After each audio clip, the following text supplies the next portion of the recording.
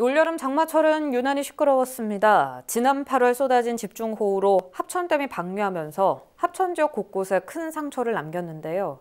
합천군은 미흡했던 댐 관리를 지적하며 환경부를 상대로 보상을 요구하고 있지만 여전히 제자리 걸음입니다. 보도에 구지은 기자입니다.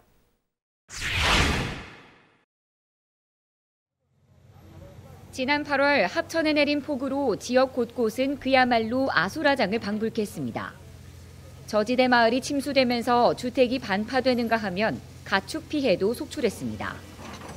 마을 인근 교량은 완전히 무너져 형체도 남지 않았고 도로가 끊기고 마을이 물에 잠기면서 주민들은 놀란 가슴을 쓸어내려야만 했습니다. 터졌잖아요, 제 방이. 제 방이 터져갖고 거물이 일이 다 덮쳐가 저 축사로 어제 점들고 안 빠지고 밤에 빠졌어, 밤에. 동네 차도 못 나오고 못 들어오고 객기 간 사람도 못 오고 하고 막. 여의도 면적의 1.5배에 달하는 농경지가 물에 잠겼고 150여 명의 이재민이 발생한 것은 물론 가축 3천여 마리가 폐사했습니다. 합천군은 합천댐의 방류량이 급증하면서 비 피해를 키웠다며 환경부에 보상을 요구하고 나섰습니다. 평소 40%로 유지되던 합천댐의 수위가 지난 7월부터 90%를 넘겼는데 댐 관리단이 높아진 수위를 조절하기 위해 댐 방류량을 급격히 늘리면서 피해를 키웠다는 겁니다. 지금까지 최고 많이 푸른 게 초당 500톤인데 이번에는 초당 2,700톤까지 풀었습니다. 이것은 한강의 물을 경남 부산 지역의 수도물로 공급하기 위해서 이렇게 물을 많이 담아놓는 정책이었지 않느냐.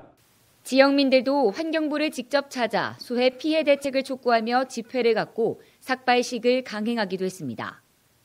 환경부가 지난 10월 홍수 피해 원인 전반에 대한 조사를 위해 댐 하류 수해 원인 조사협의회를 출범했지만 첫 관문을 겨우 통과한 것일 뿐. 구체적인 피해 범위와 보상액 등을 두고 정부 측과 합천군이 서로 엇박자를 보일 가능성이 커 보상액을 확보하기까지 더 많은 시간이 걸릴 전망입니다. 합천군 의회도 제대로 된 진상규명과 책임자 처벌을 촉구하며 댐 방류 피해 보상이 완료될 때까지 특별위원회를 구성해 활동을 이어나갈 계획입니다. 폭탄을 터뜨리고 책임지지 못하겠다는 오만한 태도가 아닐 수 없습니다. 어떤 매뉴얼이기에 이런 수재를 초래하게 되었는지 우리는 마땅히 알아야겠습니다.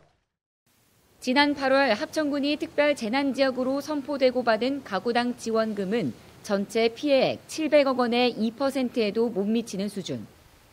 갑작스러운 물난리에 이어 하세월인 수해 복구 보상 문제로 수재민들의 속은 지금도 까맣게 타들어가고 있습니다. 헬로티비 뉴스 구지은입니다.